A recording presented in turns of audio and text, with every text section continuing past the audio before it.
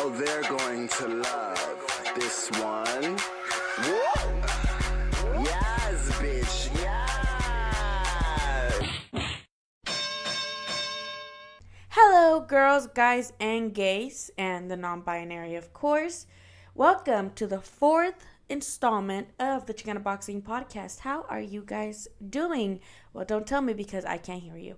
All right, so in the words of Nacho Libre, let's get down to the nitty-gritty. So actually news from this morning, and I believe it was Boxing News or one of those, more reputable boxing websites, announced that Triple G versus Brandon Adams was actually on, basically ready for June 8th. And even though there's no venue yet, it's most likely going to be in New York because, as we all know, Abel and Triple G and Tom have been very vocal about loving to fight in New York and not in Las Vegas because, as we know, they have not had great experiences there. So if you don't know who Brandon Adams is, he's actually the guy that won the Contender, that show where Andre Ward, I think, was the main dude announcer. And, the guy beat Sugar Shane Mosley Jr. in the final. And that's how he became, the contender winner. And even though he won the Contender, he does have two losses. And I think one is to Monroe in 2014. And we know what Triple G did to Monroe. Now, this fight is supposed to start a 6-fight deal that Golovkin signed with DAZN. And a lot of people are not very happy about it. A lot of people are kind of talking shit like, okay, why is he not facing anybody legit? Why is he not going straight for Andrade? Or why is he not fighting, somebody at least ranked top 10? And I mean, I get the outrage in opponent, but according to Abel, it's because of the ring rust. He wants Triple G to get back into rhythm. He's used to fighting 3 times a year.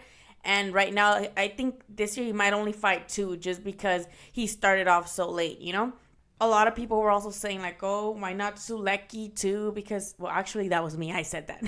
But basically, they kind of want to have a kind of a tune-up fight before they may get back into the ring with Canelo in September, if that fight were to happen basically immediately. And if Canelo actually beats Jacobs, I don't know if Jacobs beats Canelo, would Triple G rather, try to go after Jacobs and get those belts that he lost to Canelo? We don't know. I guess we'll find out after May and after he gets through Brandon Adams. Most people think this is a mismatch. Most people think Triple G is going to, destroy Brandon Adams, while others say, Brandon Adams does have some slickness to him, and, if he can capitalize on Triple G's rustiness, or maybe, he's older now, or if he can see the blueprint that Canelo left out in the second fight, if he can capitalize on that, maybe he has a chance. But most people think it's just a plain old mismatch. Those people who are criticizing Triple G too about his opponent are kind of saying well, Canelo's fighting tough competition. Canelo's fighting, Jacobs, who is highly ranked in the middleweight division. However, we gotta... Sorry, I'm opening some shit. Canelo also, his first fight in DAZN was also against somebody that a lot of people knew that he would have a victory against, which was Rocky Fielding. Yeah, he was moving up in weight, and yeah, size or whatever. But in this case, it doesn't matter. We knew Canelo was going to basically demolish him, and he did. And let's look at it at least that way. Be okay, well, they both in their first DAZN fights are having softies. They're having tune-ups. They're having fights to stay busy. Now, I think people take it differently with Golovkin is because he was, the boogeyman in the middleweight division for so long. And then after taking this loss, they think okay, you're still the main guy to beat, the monster, the power puncher. Why not continue to take better names? As most people think that Triple G's resume is not the best, and the only good names in his resume are, Canelo and Jacobs, basically. And Lemieux, but Lemieux can't box. Now, a lot of people are also saying that the inactivity, what they call excuse, is bullshit because Canelo came back from a year of inactivity back to fight Triple G. He didn't take no tune-up fight. He didn't take a softie to fight Triple G. He just went after a year, literally consecutively fought Triple G twice. So they're okay, Canelo came back and he was rusty. Why not Triple G? And I think I get it. I get both standpoints, but at the same time, we got to stop comparing these two. Also, Triple G's older now. I didn't want the trilogy consecutive. Like, let these guys fight other people and then let them meet again. And then I know a lot of people are like, well, Canelo's going to have the advantage even more now because Triple G is going to almost be 38 in September or some shit like that, you know? But I personally don't mind them facing other people and then coming back because I think the second fight was very telling already of how Canelo can adapt and how he can come forward and how much he improves every fight. So I don't see how a third fight would play well for Golovkin, especially with age, you know? So I do get like, oh, well, now Triple G is going to be older, so Canelo's going to win. But at the same time, I'm glad they're facing other people. Like, let these people rest from one another. I'm pretty sure they get tired as fuck of people bringing up each other's names and, like, questions and interviews. Like, I'm pretty sure they fucking had it. The boxing website also announced that Sulecki versus Andrade was actually going to be a co-main event to that card on June 8th. It's a possible co-main event. So like he just escaped Rosado in the last DAZN card, and then Andrade is the current WBO welterweight champion. So it's nice that Sulecki's gonna get a title, but I don't think he's gonna beat Andrade. He does have a sus ass chin after in the later rounds we see he has like a suspect chin, and Andre's more slick. So I think Andre's gonna be able to outbox him. So you know we have these champions right now, and we kind of still waiting on again Canelo and Triple G to do whatever they're gonna do. So we can decide what's going to be next in the middleweight division and see if either one of them is going to go back to being unified or undisputed. Now, DAZN, again, tomorrow, it does have a card in England and then a card here in Fantasy Springs. And in England, the main event is going to be Beefy Smith Jr. That's his name, right? Liam Smith Jr., the one that Canelo beat with like a sick-ass body punch. He's actually going to be fighting in England against Eggington. And this card's basically going to be packed with a lot of English boxing dudes or British, them dudes from the other side of the pond. And that's actually going to be obviously early here. Around noon it's going to start. So you can actually start watching boxing as soon as you wake up if you will sleep in on Saturday. And then here we're going to have Garcia versus Lopez in a 10-round fight here at Fantasy Spring Resort and Casino. Again, if you've never been to that arena, it's pretty fucking cool. It's like it's like being at a high school gym. It's like being like at a pep rally. It's really good. And then they have like a DJ. It gets pretty fucking lit there. So even if you don't like Ryan Garcia, let's say, you know, I mean, Golden Boy's always throwing fights in there. Next fight, you guys should definitely check it out. It's really nice ambience, really nice atmosphere. The fans like get to do a bunch of cool shit. And there's always like guest boxers. Like last time I think it was Cotto was there, and then one time Kendrick Lamar was there. So you don't even know who the fuck you're gonna go run into. So I suggest you guys check it out if you guys like smaller boxing, you know, events like the Avalon or like the Belasco and shit like that. It's really cool event. It's like a nicer atmosphere though. And I know a lot of people are not like the biggest fans of Ryan Garcia unless you're like 12 to 15 years of age and have a vagina. But I'm really looking forward to see how this kid is evolving, how he's going to evolve, how different he's going to look in the ring, the adjustments he's going to make now that it's his second camp with Canelo team with Eddie Reynoso. I know this is going to sound really fucking mean, but have you guys, I don't know if you guys follow him or if you guys see the videos, but he's always like trying to talk to Canelo. I think in the like fights, in the little fight videos that they would do before the Canelo Rocky Fielding fight. You know how they have like DAZN throws out like little videos here and there, like the 24/7 of DAZN. Ryan's just right there the whole time, like trying to talk to Canelo. And like Canelo doesn't, I mean, he speaks English barely, like he can defend himself, but I'm pretty sure there's still a language barrier right there between Ryan and Canelo, especially that Ryan can't speak Spanish. And I'm pretty sure he's learning now, but I just think it's so funny that Ryan keeps posting like pictures and videos next to Canelo, and then he posted something about he's gonna spar Canelo. Obviously that never happened, but he wanted to like spar Canelo, and it's just a little funny to me. I mean, good shit for him that he has somebody like Canelo to look up to and to share like a training area with. But I feel like sometimes like maybe he even gets on Canelo's nerves because he's literally like next to him the entire time on those videos, and it's just funny to me. That's just a side note. But I am very excited to see how he's going to develop. And I hope he develops well. I think I talked about it in my last podcast that a lot of people call him like a hype job or whatever the fuck. because he didn't knock out his last opponents. But I think these are the type of opponents he needs. This kid needs to go the 10 rounds, to have guys that are actually going to fight back and have a chin and stand tall with him. Well, not the Dominican guy. I think he, obviously, in the Rocky Fielding undercard, he knocked that dude out. But the Solution and then the Jason Velez kid, those fights, he won, against Velez, he won every round, and people were, like, talking shit because, he didn't knock him out. But this guy went 10 rounds against Jojo Diaz, too. Like, nobody looks at that. But at the same time, again, I want him to go the distance. I want to see if he will learn to adapt. Knocking some dude out in, like, 3-4 rounds is not going to do anything for the kid, especially when we see the prospects not only in right now, but in his division, too.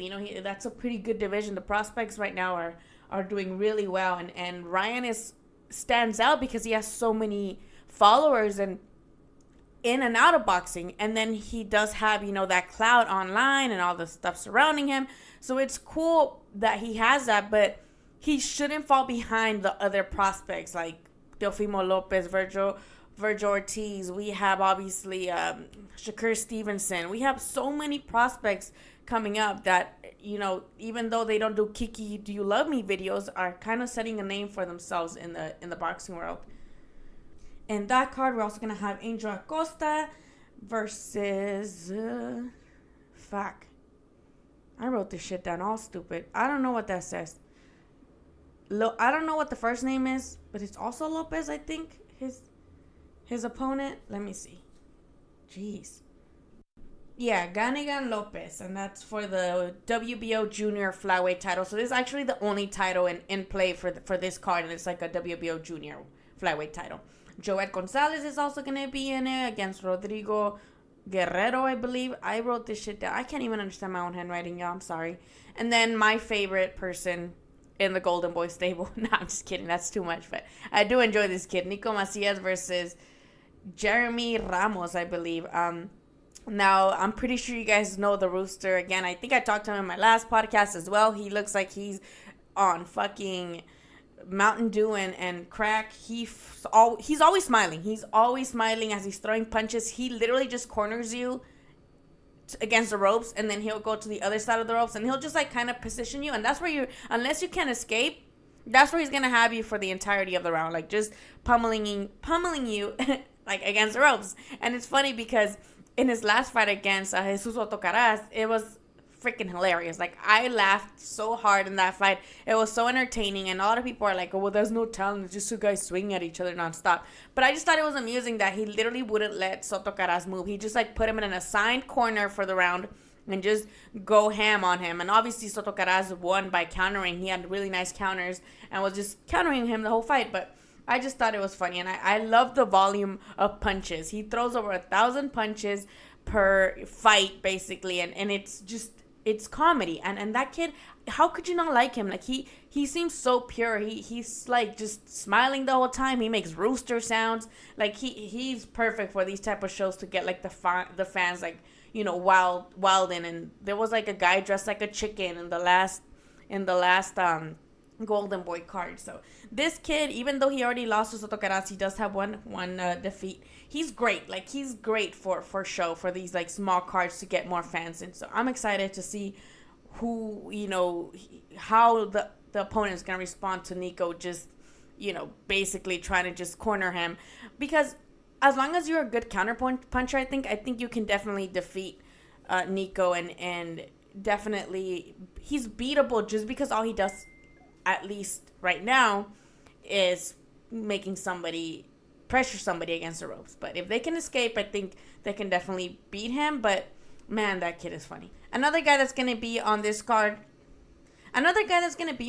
is Erin McKenna. And this is like the little Irish kid. He's like hella white. He's like this cute little kid. He looks fucking harmless, but he has a really nice record. He has 6-0 right now, and he only I think he has 4 KOs out of those 6 wins. But he looks really well. And what I like about this kid is that he's been fighting guys that only have 1 loss, or guys that, like this guy that he's fighting, I believe his name is Loreto Olivas. This guy's undefeated too. He's 3-0. This guy's 3-0, and then I think the previous guy he fought had only 1 loss. So he's not getting, pampered with his opponents. He's not getting the quote unquote easy guys. Like a lot of prospects start off with guys that have like, 14 losses, 20 losses, guys that have more losses than wins. And I think Erin McKenna is doing that differently, that he's fighting guys that are very much so competitive, that should be at least on paper, and he's still beating them pretty nicely. So I'm excited to see his growth too. Golden Boy has a really nice stable of prospects. Obviously, I think we all know that Top Rank is the one that has the guys that builds up prospects very nicely, but I think Golden Boy also is catching up. It's really up there as well. And now moving on to something that's not DAZN related. We actually have a Top Rank card with Lucic versus, I don't know how to pronounce his name, and I don't want to call him Judo. Is it Dodo? So this guy, Lucic is defending his WBC title for the first time since, basically almost killing Stevenson, and that sucks.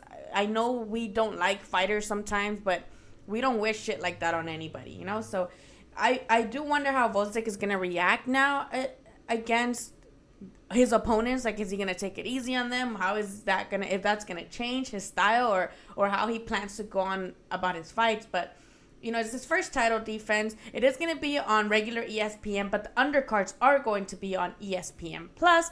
And again, I think that's like $5, and the first 7 days are free. So if you have an extra email, just get your free trial and then cancel it. Don't forget, because then next month you guys are gonna have a $5 charge on your card. You're gonna be like, God damn it. I think what I'm most excited about this Lucic card is seeing Teddy Atlas. A lot of people think Teddy Atlas is too over the top or he's fucking crazy. And you know what? Yeah, he is. But no one can hype you up better than Teddy Atlas. We are fucking firemen, and you believe that shit. And I think he's a great guy in the corner. He tells you some funny ass shit, but you believe it. And he's a good guy in the corner. And I can't wait to see. I hate when they go to commercials because I want to hear everything Teddy Atlas is saying, basically. I don't care about the commentary. Let me know what Teddy Atlas is saying at all times. And those Top Rank commentary things are not that bad. They're actually pretty funny. Andre Ward and Timothy Bradley, they do funny ass shit. Timothy Bradley was like throwing money at the last card, like just throwing hundreds, and then and then Andre Ward's like, that's the Pacquiao money. And I don't know, that's pretty funny to me. At least they're not like just being super biased. They actually incorporate some humor in it too. So they're not the worst, at least. We've heard some pretty terrible commentary lately on DAZN and Fox. And, at least with ESPN, it's not that bad. Moving on to other shit that's going on in the boxing world. We do have Lucic, who we've all known that he's trying to move up. He wanted to face Povetkin, but Povetkin's like, no, for some reason, or I don't know what happened there, but he's not facing Povetkin. And then he's like, you know what? Okay, sure, I'll take Takam, which is like, bro, chill. I'm not going to lie. I don't want Lucic to move up. I think it's dangerous. I think it's unnecessary. I guess he wants to do shit the right way in boxing. Like, he already became undisputed at cruiserweight. He gave us a fucking boxing clinic against Gassiev, and he gave us a sick ass knockout against Tony Bellew or whatever his name is. Like, he should be, in my opinion, he was the fighter of the year last year. So just for those things alone, he proved that he could outbox the fuck out of a really dangerous guy that could finish him at any moment, and then he gave us a sick ass knockout. So a lot of people are like, oh, it's Tony Bellew, and then he went down to his weight. Whatever, he did that. Okay, so I think Lucic is great, and I'm scared of him going up in weight because, yeah, he does boxing. Obviously, he outboxed Gassiev, who was like a strong dude and who was dangerous, but these heavyweight guys are like in another fucking level. So I am very scared for him. Takam, I think it's a good test for Lucic coming up, but it's still dangerous. It's not like he's getting some random dude in like the heavyweight division. Like, imagine if he would have taken on like Brazil or even Parker, like those guys that are like Parker was a champion, but these guys are more soft in my opinion than all the other heavyweights. But imagine him against some other dudes. Like, he would defeat a bunch of these guys, but he's going for someone with a name, and to me that's balls, motherfucker. And supposedly Eddie's trying to set that up with AJ, and I don't know, man, that shit gives me anxiety. I'd rather not see Lucic hurt, But again, in the name of the sport, good for him. Good for him having balls to moving up and not just staying at cruiserweight. Because I guess also nobody pays attention to cruiserweight. That's why nobody has Usyk up in their, like, pound for pound list, because they're like, okay, well, cruiserweight, and nobody gives a fuck about that, you know? So, I mean, good shit for him, but I'm still scared. As a fan and as a lover of Usyk, I am very scared. He is a southpaw, so that also you know, has a role in fights, but a bitch is still scared about his safety. Sulaiman from the WBC also already mandating Anthony Terrell versus Benavidez. You know, Benavidez was basically the champion until he got caught with, you know, cocaine in the system, which, I mean, I get it. It's the rules. Don't fucking do cocaine as a champion, so don't do it, or don't do it at all. But no one defeated him, so I think, you know, he still takes pride in that he's still undefeated, so he should still be the champion, basically. And Anthony Terrell, we know that, you know, he's who he is, but I think we all know that Benavidez, not only because he's a better fighter than Terrell, but he's hungry to get his fucking title back. So that should be a really good match, just because I think it's going to be very aggressive in Benavidez' style. So we saw what Benavidez did to Love. We saw what Benavidez did to his last opponent, and it was not pretty. So, you know, I'm really excited to see Benavidez. A lot of people call Benavidez still a prospect because he has like 20 fights. But at the same time, I don't think you're a prospect anymore after you already won a world title. So, you know, it's interesting. But I do want to see Benavidez get his title back and hopefully not lose it again, especially not to some dumb shit like cocaine. So let's hope. I'm rooting for him. I love his walkout music. Like, he dresses like a baby narcotraficante, and he listens to the music too. So I fucks with him. And the fight's supposed to be either in August or September if everything goes well. So let's see how Anthony Terrell reacts to this. We saw him talking a little bit about it at the Mikey versus Spence pay-per-view card. So let's see. I'm pretty sure Benavidez got this, but I still want to watch the fight. It should be really good. And I'm going to keep this podcast short because I am working again. I don't know if I mentioned it before, but I'm working on getting an adapter for my MacBook Pro for a better microphone. This microphone is not like the microphone I usually use, so I feel like it sounds echoey or something. So I am working on a better microphone, and also I'm going to bring you guys coverage for tomorrow's fight, like interviews, I hope. At the Fantasy Springs, it's always different to get interviews because it's literally they bring them they've only brought out Ryan, like when he's been the main event, or when we went when it was Linares, they bring them out at the end, like at a little podium, and then it's like a group thing. So I'll try to get that on as fast as possible, but at the same time, like all the other undercards, you can maybe get them, but they don't always stick around, or it's just too fucking loud, so you can't even interview them and shit. So I will be bringing you guys coverage from over there, and if you guys see me at the Fantasy Springs Resort and Casino, say hi. You know, just say hi to me or wave at me and I'll wave back, or any other awkward interaction you want to have. I'll definitely say hi.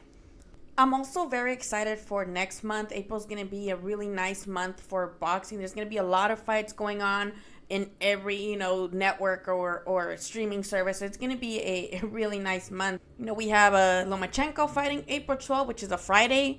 Vasily Lomachenko and Anthony Croya, 12 rounds for Lomachenko's titles. A lot of people are already, you know, saying Lomachenko's going to win, but it's a mandatory, so we should still tune in. And Gilberto Surro Ramirez is also going to come back for his first time in heavyweight, actually, so that should be interesting. He wants Kovalev next, he's been saying, so, you know, that's interesting. I'm really excited to see that. We also have Clarissa Shields versus Christina Hammer on Showtime, April 13th, and I'm super fucking excited for that one. I think it's the best fight you can make in women's boxing. Unfortunately, since women's boxing is not so big yet, whenever you see even if you know the girl is like a kick-ass boxer, you know that their opposition might not be, you know, the best for them because there is no opposition. Sometimes there's not that much competitiveness or real competition, you know, like it's not a real challenge because the ratio of like opponents are just so ridiculous.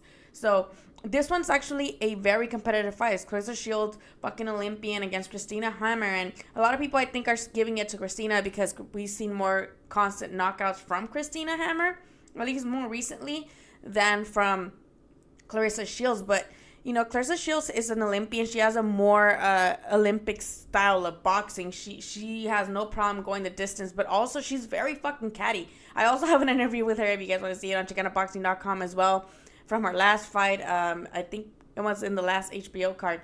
But this girl can fucking fight, and she's scary in the ring. Even though, she doesn't completely wobble you or drop you, she's hurting you, and she's hella catty, and she's coming forward. And if you get her, she will make you pay. So I am excited to see that fight against Christina Hammer. Hammer is also no fucking jokes. And this is for the IBF, WBA, WBC, and WBO. So it's like unification. So whoever wins, extreme bragging rights, because these bitches don't like each other. And I'm really excited to see it. There's also going to be another women title fight in that card. It's going to be Elena Gradinar versus Brenda Karen Carvajal, I think. Carvajal. In a 10-round fight for the vacant IBF women's featherweight title. So there's 2 women title fights, and I think those are the only title fights in the card. But it should be fucking good, and I'm excited for it. And in April 13, we have Jaime Munguia. He fights Dennis Hogan in Mexico, actually. So that should be interesting. A lot of people are not taking kindly to Munguia's opponent. They want him against Triple G, or they want him against Hurd, or they want him against somebody well known, quote unquote. So he's defended his title a lot, and we know that he likes to stay active. He fought 5 times last year, so I'm pretty sure he's gonna keep the same frequency of fights this year coming on. But let's see how he does, in Mexico. I wonder how much the tickets are, because Mexico is expensive. Anything you do in Mexico is fucking expensive. So I wonder how much the fight is. And then the same day, April 13th in Minneapolis, this is Fox Sports, FS1. We do have Caleb Trucks, I don't know how to pronounce his last name, versus Peter Quillen, and that's for the IBF super middleweight eliminator. And then Sergey Derevchenko versus Jack Hoke for the IBF middleweight eliminator as well. We already know that Derevchenko lost to Jacobs prior to this fight, obviously. So, that should be fun to see for another eliminator again, which means if Canelo beats Jacobs, then whoever the winner of this fight is will be his mandatory, at least for the IBF. And of course, 420, bitch, 420. 420, we have Terrence Crawford versus Amir King Khan. And, it's for the WBO welterweight title. We have Shakur Stevenson versus Christopher Diaz in the undercard. Teofimo Lopez versus Eddie Stradley. Felix Verdejo. So it's a really nice card, this card. It's pretty stacked, especially with top rank names and coming uppers. I don't know. But it's a really cool card. A lot of people are already speculating that, if Amir Khan goes to 12 rounds, that means Terrence Crawford's just exposed. He's not supposed to go the distance. He's supposed to knock him out. They better not say, at least he outboxed him. No, he's there to knock him out. I don't even think that's going to happen, though. We saw Khan in his last fight get dropped and hurt by some guy that's not even ranked in the welterweight division. Or I think, was it at welterweight or was it at 140-something catchweight? I don't know, but he got dropped by this rando, basically, not a household name. So I'm pretty sure if Crawford was able to put Horn away, who's a much bigger, chinny dude, I don't think you have a problem against someone like Amir Khan. So even though that fight is in New York and it's a pay-per-view, I don't know why the fight is a pay-per-view, but it is.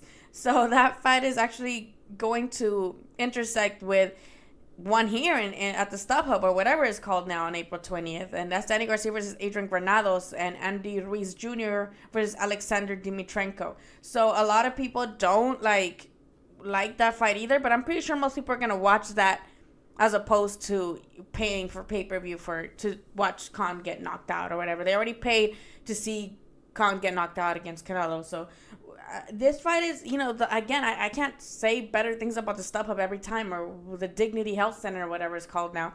Not a bad team in the house. It's April 20th. It's going to be sunny, most likely. Who knows? This California weather lately has been fucking crazy, but it's already basically deep into the spring. So it should be really nice fucking weather.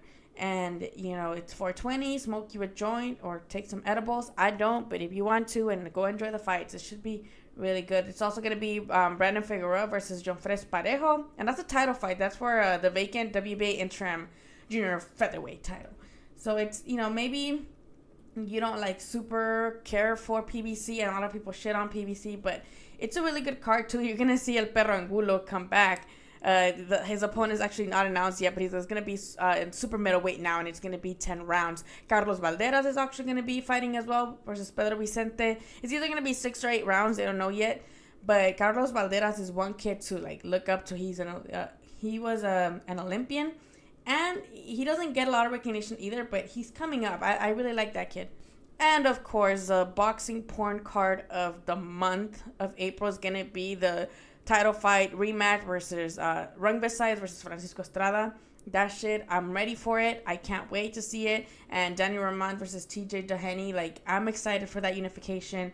There's going to be Justice Vargas versus Humberto Soto, which is like, bro, are you serious? But, I mean, I'll talk more about that when the time comes. Scott Quigg is going to be in the card. Anthony Sims Jr., Diego Pacheco. And those are, I don't think those people have their opponents yet, but it should be a really good card. Just those 3 first cards alone are, like, really fucking intriguing. And it's going to be at the Forum, which another venue with no bad seats. And it's just, you can tailgate. It's going to be amazing. So, yeah, you guys, I'll let you guys get back to whatever it is you're fucking doing. If you're in traffic, hang in there. If you're listening to this because you'd rather listen to this and hear your significant other nag, again, you also get through this as well. So thank you for listening. Follow me on Instagram, Xicana.Boxing, Twitter, LA10Lily, and YouTube, Xicana.Boxing, Xicana.Boxing.com. I will be having a post-fight write-up for the Ryan Garcia fight at the Fantasy Springs, so definitely tune in for that. And thank you for listening. Actually, I want to give a shout out to Miguel on Twitter. I believe his username is Amir Khan, and I'm going to put that in the description because I don't know if that's actually his username. That was his username the last time I checked. But he basically made a joke this morning saying that the show The Contender should be called Triple G's next opponent now because that's where they got Triple G's opponent. Get it? You get it? I don't know. That show was funny to me. That show's funny to me. So I don't know. Follow him. I'll link his Twitter. Also, rate the shit 5 stars or 3 stars, whatever you think the shit is. If you don't like it, tell me, give me feedback.